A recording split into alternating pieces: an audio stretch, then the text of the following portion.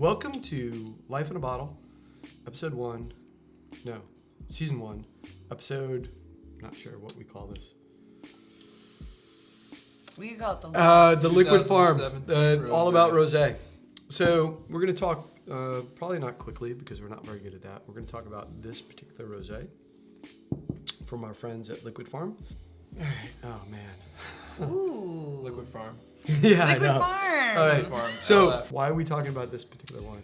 This is the 2017 last year's rosé. Last year's, let's just talk about that for a second. Okay. Rosé, it's been on fire. It's hot. We're offered a gazillion rosés every year now. Go back 15 years ago, and everyone thought rosé was white Zinfandel, and it was sweet and sticky and cloying and gross. And I still get questions of like, is it dry? Is it sweet? I'd say 99.99% of the rosé we sell is flat out dry. Some might have a little RS to it, residual sugar, but nothing like cloying like white Zin. So we graduated and we're like, okay, it's not white Zin. Woo, great, we understand that. But now we have to take the step further because all rosé is not just rosé. Okay, we got to think about where's it coming from, what the varietal is or varietals, and then how is it made? Like, think of it, I guess my analogy would be like tea, right? So when you say rosé, you're kind of just saying tea, but there's so many different types of tea, right? And then I think the really cool thing about that analogy is, and jump in if you disagree, is that, so rosé is 9 times out of 10 a red grape, right? Like this is Mourvedre, right? Famous red grape. And it's all about contact, skin contact. The color comes from the skin, right? Just like the color in a tea comes from steeping. And how long do you steep? How long do you do skin contact? I was going to say that we're going to be myth busters as well. So before I did my rant about why we need to start thinking about rosé differently and not just thinking it was pink, watery, whatever, pink water, pink wine, we have to get a little deeper. What the varietal is, how it's made, who's making it, this and that. I think the other sort of thing that we have to start attacking or thinking about or the myth to bust is that you have to drink the rosé in the season that it comes out, right? So this is 17. This is last year's rosé from Liquid Farm. Beaujolais Nouveau complex. This is not Beaujolais Nouveau.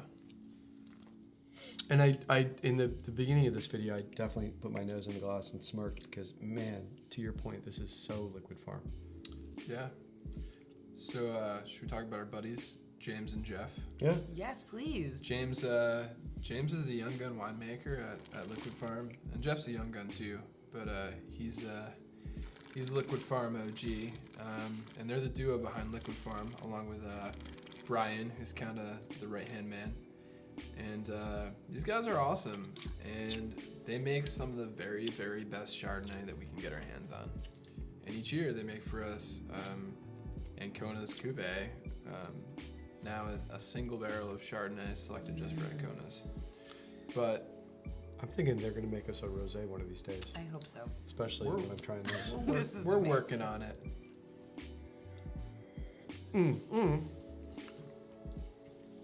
I have to say, this is. So let's talk about the one. Yeah, I'm sorry, I can't stop. It's like sipping and it's smelling. like a color-wise pale salmon type of thing. Which, if you've ever seen like a full-blown Mourvedre, it's like dark, inky, right? So I'm guessing this is very minimal skin contact. And this right? is gorgeous. It's Short almost period. like cameo portrait coral color. I'm in love with it. I'm having a moment with this wine. It's perfectly okay. This is fantastic. And it is sourced from Happy Canyon. Happy Canyon, which is a Vogelsang vineyard. Vogelsang Vineyard is the name of the So vineyard. it's a little husband and wife that own this particular vineyard, and this is where Liquid Farm sources their Mourvedre from. And yeah, Should we try to get one of them on the phone? yeah, sure. That would be so Yeah. fun. Our theme song. Calling Jeff Nelson. So, no, we don't know the Vogel people, but we know Jeff. Yay, Jeff. going on, brother? Yo, what's up, dude? Not much. Working away. Space turned open up, so. Little tasting room here in Los Feliz, so I'm just working on that. So. Damn, dude. It's good. So Yeah. we're actually on a YouTube video right now. I'm here with Mitch and my colleague Elliot, and we're tasting the 2017 rosé. Nice. So first and foremost, is there some wine available? There is, yeah, for sure. Okay, great. Something fun. I've got a little bit of wine. All right. It tastes great, dude. It's great. It's actually. We just tried the 18 but it needs a little time. Whereas the 17 got everything. It's got a lot of some great tannin, some great, mid-burst of acid, kind of, a little bit of that juicy acid in the middle, and then the finish is great. So I mean, I think it's tasting better than it did, 6 months ago. I agree. Yeah, and that goes back to a point we're trying to make with this video is that you don't, quite often you're doing yourself a disfavor if you drink all the rosé within the vintage it's actually released. And, this particular rosé specifically, I just think it's, I liked it when it was fresh, but it's singing right now. It is really lovely. Yeah, totally. So, and what you guys are doing is actually very needed in the marketplace. I was just in San Francisco last week and tasting the 17, but of course everybody's like, oh, when's the 18 coming out? I'm like, well, the 17's great, and it actually, it's tasting better than it did on release. And it goes, more food right now than it did on release. And, it's more Bandol-ish, so there's no reason why you should, look at the vintage and say you're not going to bring it in. So people are just getting so on rosé, getting specific, whereas it's really a true rosé wine that's being produced for rosé, not just kind of a bleed off or an afterthought to make a still wine. Then it's more serious and should be treated that way. It shouldn't be looked at as just it's passé or it's expired if the vintage is not current. Yeah, that's actually, we're trying to attack two different myths. One is that you should drink your rosé the year it comes out. And the other is just an overall thought of how to look at rosé. Everyone just looks at it as rosé.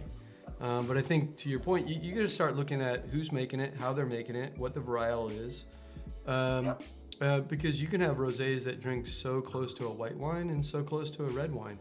And, to call them all rosé is a bit of a disservice, but we'll get there. In the fact that what we mentioned in this video is like 12 or 15 years ago, everyone thought rosé tasted like white Zinfandel, and we have moved past that nicely, thankfully. Now we'll start sort of getting the message out that you can actually let your rosé age, and in fact you should in certain circumstances. And on the other side, you should look deeper into what the rosé is. So. Right. Yeah. I mean, if it's Grenache, it's going to be a little more on the delicate side. I wouldn't say Jolly Rancher, but it can be a little more pretty on the nose, and like Syrah to me is a little bit more tannic, whereas say the Bordeaux that we use is a little more meaty. So yeah, I think Pinot is definitely softer, right, and more feminine in some ways.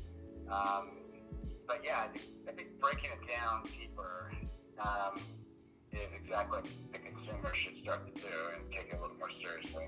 Yep. It's not Gamay. It's not Beaujolais Gamay. Gamay Nouveau Beaujolais, where you gotta, drink it while it's fresh, and then it goes bad after 6 months. So more like cru Beaujolais.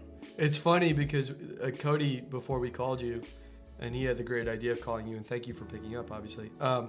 He actually made that exact reference that it's not Beaujolais Nouveau. There's not a timestamp on it. So. Nice. And we've drank this wine 3 different vintages side by side from Magnum, and all were singing. So yeah, we love your support, and any way we can work with you guys, it'd be great. So just let us know. Yep, right on. Cool. Very cool. All right, Thanks, buddy. Call, guys. Yeah, no, thanks for picking up. Thanks for your time. Yeah, my pleasure. You guys gotta come out and visit. All right. Oh yeah, I do want to go. I do want to go to Cali. All right, brother. All right. Take care, bro. Thank you. All right, buddy. Thank you guys. All right, See ya. cheers. Bye. Well, there you go. That was a great idea, calling. By Good the way. Wait, idea, Cody. my glasses Should empty do, again. should do it when we can. Definitely. I'm so glad he picked up. I know. I was amazed. That is And right on. he was installing a hardwood floor at his new tasting room, and he bothered to pick up your phone call and tell you It's all good. That all tells the you. good stuff. That tells you like you can't call like a national brand. No. No one's gonna pick up. No, you're not No. gonna call Yellowtail and say, "Hey, Hey, what's going hey on? guys, what are how's you it doing? going?" And if you do get someone, they're not installing hardwood floors And they in their new tasting room, and right? they definitely don't know you or your family or anything else going on. No, So, this is amazing, though. Back so to the love right, affair. I know. So the two big points is know your rosé. That's why we're there. We'll talk you through all the different rosés and how the varietals are different and how the production's different and answer all your questions. So that's what we're there for. And on the flip side, don't feel pressed to drink your rosé in the year that it's released. Don't do it. You're not doing yourself any favors. Over time. I think that speaks a lot to how the rosé is made. If it's closer to more red wine or a white wine, and like any white wine or any red wine, some are built for the long haul sometimes, and a lot of that has to do with the vintage as well. The 17, I think, is drinking fantastic. So I would say the 17s, well, the Mourvèdre is drinking great. It's holding up. It's lasting. How long? I don't know. I would try this again next year. For sure. For sure. Oh my gosh. It's not an issue at all. It's not going anywhere fast. Nope. Oh my goodness. Might just go to my cellar. I was gonna say. And on that note, Or Michaela's. cheers. Yeah. Cheers. Cheers. Cheers.